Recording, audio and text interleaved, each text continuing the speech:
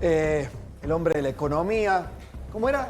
Hay que cambiar la música, hay que cambiar el paso. ¿Cómo era? ¿Qué tal? ¿Qué haces, Salvador? ¿Cómo Exactamente. estás? Exactamente. Cambió la música, hay que cambiar el paso. Hay que cambiar el paso. Me parece que ese título del libro de Salvador es un elemento conceptual de lo que le pasa a la economía argentina. Pero quiero Salvador, que hablemos. Dame una primera impresión, y voy a ir con Gaby Ziblatt. Dame una primera impresión. Impacto de la guerra en la Argentina con la macroeconomía actual. ¿Cómo lo ves? Bueno, mira, hay aspectos positivos porque muchos productos que nosotros exportamos van a aumentar de precio. Sí. Todavía no hemos visto la correlación de aumento de precio, pero va a aparecer un aumento de precio en la soja y el maíz, que te lo voy a explicar en breve. Sí. Y por otro lado, creo yo de que ese aumento en el petróleo va a generar un aumento en los combustibles, y eso va a afectar las expectativas de inflación que teníamos para el año. Sí. El REM que salió hoy salió con más expectativa de inflación y menos valor en el tipo de cambio. Actualizame los valores. ¿De cuánto? Esperan para el año 2026 una inflación en torno del 26,5% y el dólar a fin de año en 1.700. 1.700. 1.700, mucho menos que el aumento de la inflación. Bien. No vamos a ampliar el concepto, pero a propósito del aumento del petróleo, todos miran esto, Gaby Ziblatt. Todos miran el estrecho de Hormuz. ¿Qué puede ocurrir en este territorio de 3 kilómetros? Sí. Es territorio, en realidad es un trozo de océano de ahí, el vínculo entre el Golfo Pérsico y el Océano Índico, que después une todo el camino del petróleo hacia China, hacia África y el resto. El estrecho de Hormuz se lo conoce. De un lado está Arabia Saudita, del otro lado está Irán. Obviamente ahí también están Emiratos Árabes Unidos, por ejemplo. Esto es en tiempo real, es como los barcos que circulan prácticamente en tiempo real, como el Fly Radar en la aplicación. Esto debería ser, mira, acá justo donde pasa la manito, esto debería ser un constante ir y venir de barcos. Por este estrecho pasa un quinto del petróleo mundial. Esto, posicionate acá. Ocean Energy. Claro, este es el navío. Pasó a few seconds ago, estuvo ahí, o sea, hace unos pocos segundos, a ver. Vienen y llevan el gas natural licuado, que nosotros vamos a empezar a hablar en unos años mucho de ahí, también Persian Gulf, y no llega. Eso es un barco iraní, eso es un barco seguramente iraní. Por ser Persia, sí, y te decía, petróleo y gas natural licuado, son dos hidrocarburos claves que pasan por acá, un quinto del petróleo mundial, millones de barriles diarios que circulan por acá, y que lo que genera es el miedo que logró y que el petróleo se vaya por las nubes. Esto que hablabas recién con Salvador, el barril Brent arriba de $80 el barril, llegó a 84, después terminó bajando. Qué bárbaro, estoy impresionado con... Hace 15 minutos ese barco estaba en esa posición. A ver, ¿y estos círculos rojos qué son? Otras embarcaciones más chicas. Mirá, ahí tenés la foto de la embarcación. Ahí tenés la foto de la embarcación. Mirá, ahí tenés la foto del buque petrolero. O sea, esto es el monitoreo permanente que el mundo del petróleo Pero ¿cuál es hace. el problema? Hay otro mapa que está haciendo un monitoreo constante también de incidentes. Sí. Y ya en lo que va desde marzo desde que empezó la guerra, ya detectaron más de 10 incidentes que hubo acá con barcos que o recibieron un misil y tuvieron que estar apagando en la sala de máquinas, por ejemplo, incendios y demás. Ninguno fundido, pero sí que recibieron problemas y que terminaron prendidos fuegos, por ejemplo.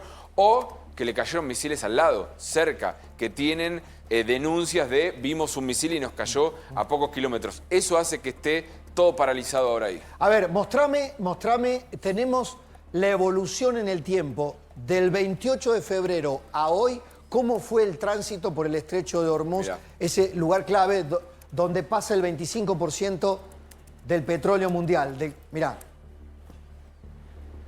Fíjense la densidad. 1 de marzo, 2 de marzo. Fíjense. O sea, el 28 tenías mucho más y ya en esos días empiezan a ver... Es aislado. Cada vez más. Mirá el 28. Claro, ahí está el flujo, claro. Claro, ahí teníamos un flujo de cientos de barcos, decenas de barcos, podemos decir, decenas de barcos. Fíjense cuando comienza la operación furia épica, epic fury. Mirá, se empieza a vaciar el estrecho de Hormuz, empieza acá. Y ¿no? cada vez menos. El 2 de marzo, mirá. A pesar de que Francia dijo, mandamos una embarcación para intentar defender el estrecho de Hormuz, a pesar de que Trump también está interiorizado en el tema y dice, vamos a defender el estrecho de Hormuz, los barcos no pasan. Lo escuchaba Fabián Calle, un analista internacional muy, muy interesante, decir que el estrecho de Hormuz es tan... el dominio de Irán sobre el estrecho de Hormuz es tan impresionante que en la guerra Irán-Irak, en los 80, 90. ¿no? En los 90. Bueno, Irán-Irak, donde Rusia y Estados Unidos estaban del lado de Irak, junto con Francia, Irán logró poner minas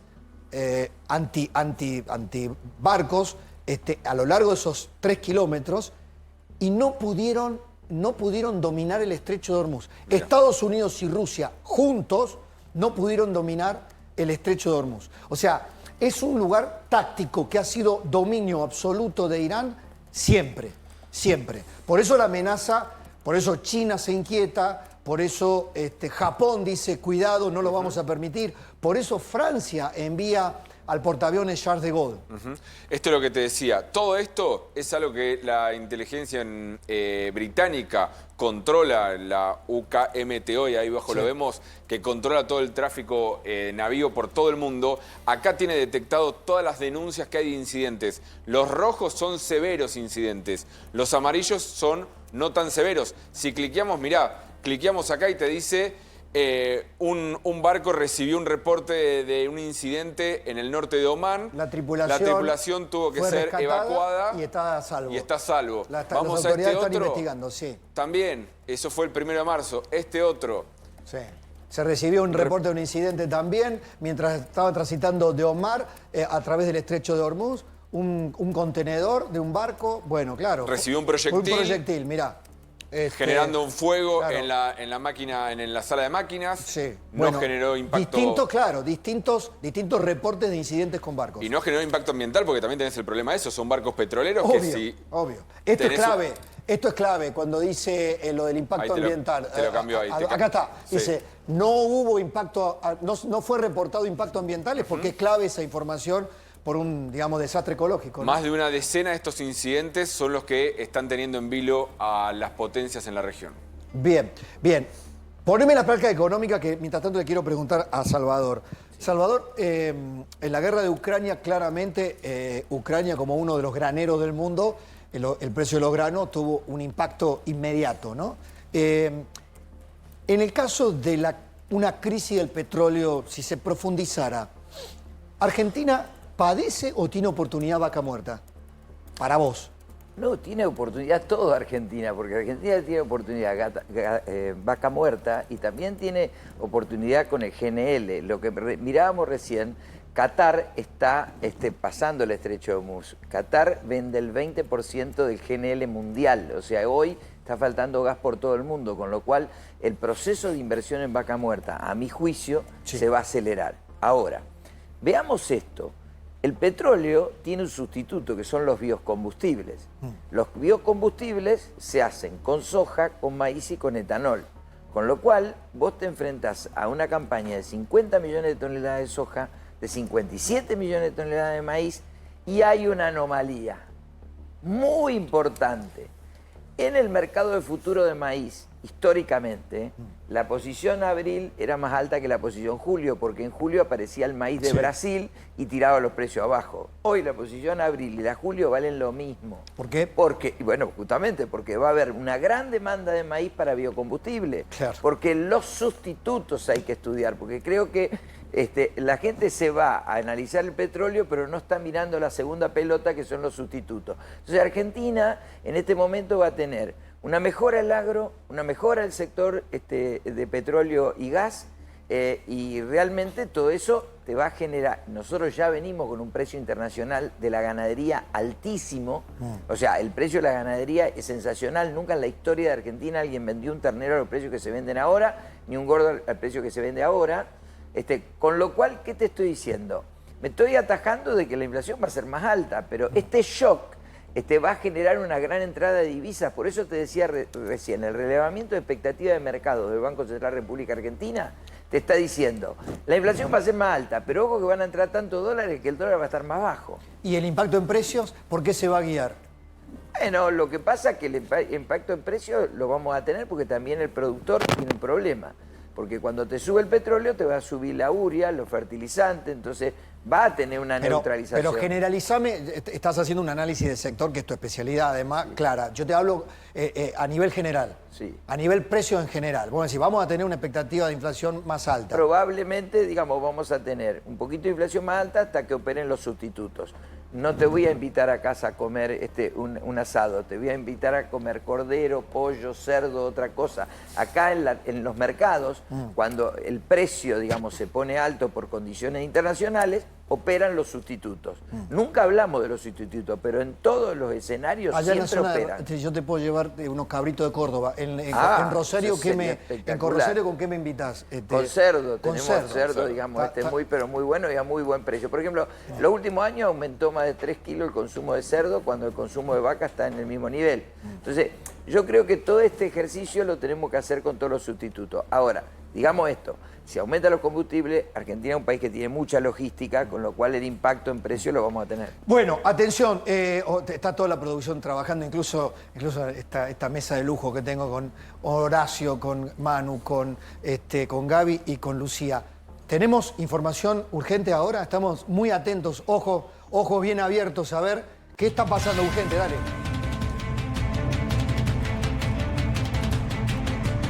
Horacio, ¿qué está pasando? Esto tiene que ver con imágenes que tienen que ver con el ataque que veíamos recién cuando volábamos de esa columna de humo. Sí, bueno, ahí estamos Beirut. viendo exactamente. Esto tiene que ver con un ataque importante. Recién era de Beirut. Acá lo que estamos viendo es explosiones en un ataque contra el complejo militar de Parchín. Esto es al este de Teherán. Ah, en Teherán. En Teherán. Recién veíamos la columna de humo en Beirut. Esto tiene que ver con Teherán. Ahí, en ese complejo de Parchín, supuestamente se producen armas químicas y se llevan adelante experimentos con tecnología de enriquecimiento por láser y a prueba de alto explosivo para pruebas y armas nucleares. Por eso, el ataque en ese lugar. Esto es un bombardeo en Parchín, al este de Teherán.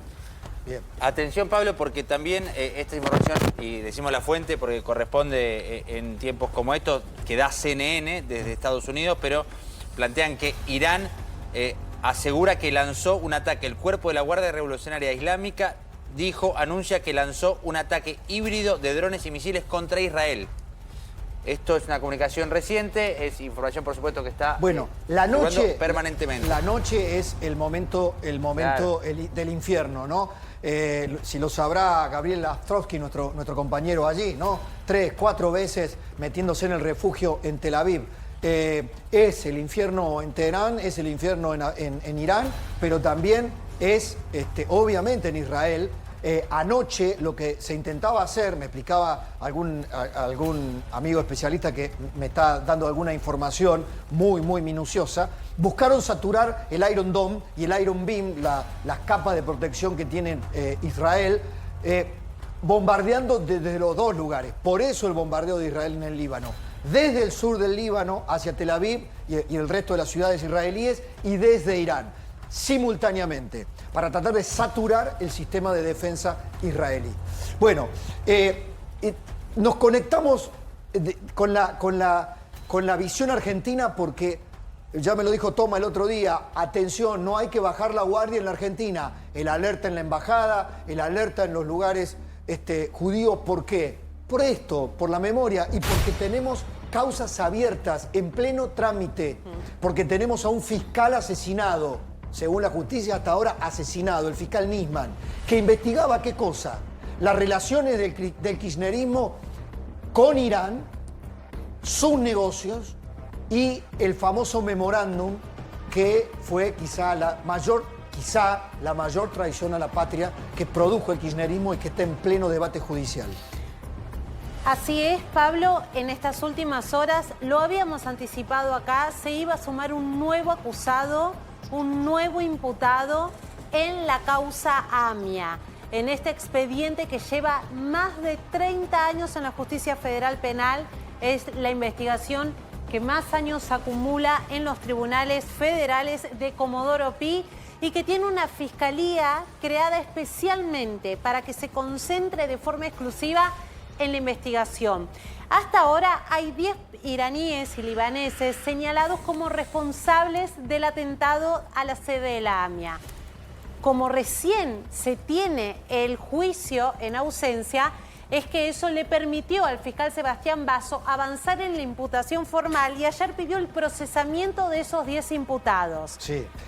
Este en particular es un nuevo... Y este es el nuevo personaje que se suma a la causa. Ayer se pidió la indagatoria, la captura internacional y después se va, porque no va a comparecer. Está claro como durante a lo largo de estos 30 años ninguno de los el iraníes juicio en ausencia, y expliquemos porque a veces repetimos tanto conceptos jurídicos. ¿Qué es el juicio en ausencia? El juicio en ausencia se aplica cuando las personas bajo investigación no se presentan ante la justicia argentina, cuando son hechos extremadamente graves.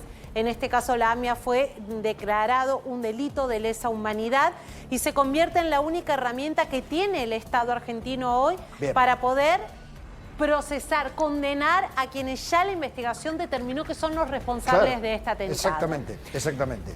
Que por supuesto, hasta que no ocurra esta cosa juzgada, hasta que no ocurra el proceso judicial, van un Moshe Rabani, como ha pasado en estos últimos días, un Delía y todos estos tipos provocadores que dicen yo soy Irán, van a seguir libremente y lamentablemente van a seguir siendo entrevistados como si se tratara de finos analistas políticos, cuando en muchos casos son sospechados de criminales de guerra o en todo caso, peor, ¿no? Acompañantes o fueron los que crearon, contribuyeron, autores intelectuales de crímenes de guerra o de terrorismo como fue el atentado a la AMIA. Bueno, nosotros cuando hablamos de un juicio oral y público siempre usamos la expresión de las personas sentadas en el banquillo de los acusados. El juicio en ausencia no tiene eso, porque las personas se niegan a comparecer ante la justicia argentina, no reconocen a la justicia argentina como alguien que pueda llegar a juzgarlos. Esto ocurrió durante todos estos años con los iraníes y libaneses implicados en este atentado. El nuevo imputado, que es un alto jerarca iraní, así lo dice el fiscal Sebastián Basso, ¿qué se le imputa básicamente, Pablo? Haber sido la mano derecha y principal colaborador del líder supremo Ali Khamenei. El que fue eliminado hace pocos días. Exactamente. Estuvo a cargo del comité Vigé, que reconoció, no sé si lo estoy pronunciando bien, me corrige Gaby. O Vigé, sí, no importa, pero es un comité especial que recogió, analizó información y elaboró la propuesta del ataque contra la AMIA. Lo que dice el fiscal Sebastián Basso es que esta persona viajó previo al ataque, al atentado a la AMIA, a nuestro país, recopiló la información, recibió la información y aprobó el plan. Tuvo a su cargo la implementación y coordinación para llevar a cabo el atentado contra la AMIA. ¿Cómo se dice? Comité Villet está bien. ¿Villet está bien? Villet está bien. Estos son me entra los tu mensaje acá al celular, entonces al reloj. Digo, ¿quién me está...? Principales acusaciones de que ahora la Fiscalía suma contra este alto jerarca iraní en la causa. No quiero dejar pasar el contexto. Esto, que digamos, la acusación, ¿qué significa? Que el Estado iraní, no una organización terrorista paraestatal, el Estado iraní, con un comité, con la mano derecha del líder supremo de Irán, planificó, ordenó la ejecución de un atentado contra la República Argentina. No es contra la Mutual Judía, contra la República Argentina. Por eso es inadmisible que haya compatriotas que contribuyan, colaboren, militen el eje del mal. Los que pusieron bombas en la Argentina. La izquierda paleozoica, la izquierda ridícula, si se le puede llamar izquierda, con perdón de la izquierda. Dale. Tomo esto que vos mencionás recién, porque ayer el fiscal Sebastián Basso, lo que dice es, esto no es un hecho aislado, esto ya tenía su antecedente, ya habíamos sufrido un atentado donde estuvieron implicadas las mismas organizaciones terroristas. Sobre todos estos acusados se pidió directamente ya el procesamiento, porque lo que quiere es que ya se haga el juicio en ausencia, que se cierre esta etapa, pero todavía hay líneas de investigación abiertas y hay piezas que se desprenden de este atentado. Uno de ellos es el gran interrogante: ¿cuándo le van a poner fecha de inicio al juicio por el pacto con Irán? Ya 12 instancias le dieron la razón, convalidaron la investigación del fiscal Alberto Nisman, lo retoma el fiscal Sebastián Basso. Esta es la próxima decisión y ahora habrá que ver si ese juicio inicia o no. Y Pablo, mirá el nombre que tenés cerca tuyo. Sí. Cierra toda la historia. Moshen Rabbani, Sí, acá está. ahí está. Acá está. Dámele, fíjate acá. Moshen Rabbani, el entrevistado de lujo de algunos streamers argentinos. Ahí está. Me parece, así estamos, sí, claro que así estamos. Así estamos. Salvador, ¿por qué hay ruido con algunos bancos internacionales con la República Argentina? Que surgió información en la última semana, digamos. Mira, a mí me parece ¿Hay dudas sobre el plan? ¿Hay dudas sobre la sostenibilidad del esquema cambiario, el esquema macroeconómico, del esquema de compra de dólares del Banco Central? A mí me parece que la tensión que hay en este momento es que hay mucha gente que quiere recoger el barrilete y los bancos quieren tener liquidez ante el actual momento internacional y se ponen excusas. Argentina tiene de aquí al final del mandato de Javier Milei vencimiento por 30.000 millones de dólares. Tiene un swap de 20.000 millones de dólares con Estados Unidos. Paga por intereses de aquí al 2027 16.000 millones de dólares y eso lo financia con el Tesoro. Con lo cual Argentina, bajo ningún punto de vista, puede entrar en default. Por otro lado, está consiguiendo financiamiento en el mercado interno a tasas increíbles, que yo no me la imaginaba. Por ejemplo, colocaron un bono al 2027 a 5,84%. Estos son 230 puntos de riesgo país a 2 años.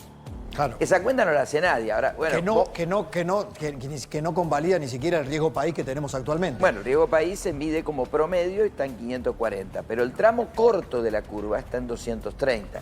Con lo cual tenemos también inocencia fiscal, en donde mucha gente va a blanquear sus dólares para inyectarlo en el mercado. ¿Por qué? Porque ve un escenario político en donde Milei puede obtener la reelección y este programa económico puede seguir adelante. Sí. Entonces, lo que yo noto, básicamente, es que esos son excusas dentro de un contexto internacional de alta volatilidad. Nosotros vamos mañana, la semana que viene, el gobierno va a la Argentina Week y, digamos, no hay lugar donde recibir a todos los empresarios. Con lo cual, mi impresión es que es una información un poquito antojadiza que anduvo dando vuelta. Pero quiero aclararte algo para no llevar intranquilidad a la gente. La inflación es en todo momento y lugar un fenómeno monetario. Con lo cual, este shock que tenés de precios es momentáneo. Cuando se acomode, la inflación va a volver a niveles más bajos. ¿Me explico? Sí. Casi como si me lo estuviera diciendo Milei. Bueno, es lo que viene recitando del año 2015. Él estudió en la economía austríaca y yo la estudié antes que él. Así que, digamos, ese es el motivo, digamos. No es tan así. Gracias, Salvador, como siempre. Muchas gracias a vos, Muchísimas Pablo. gracias.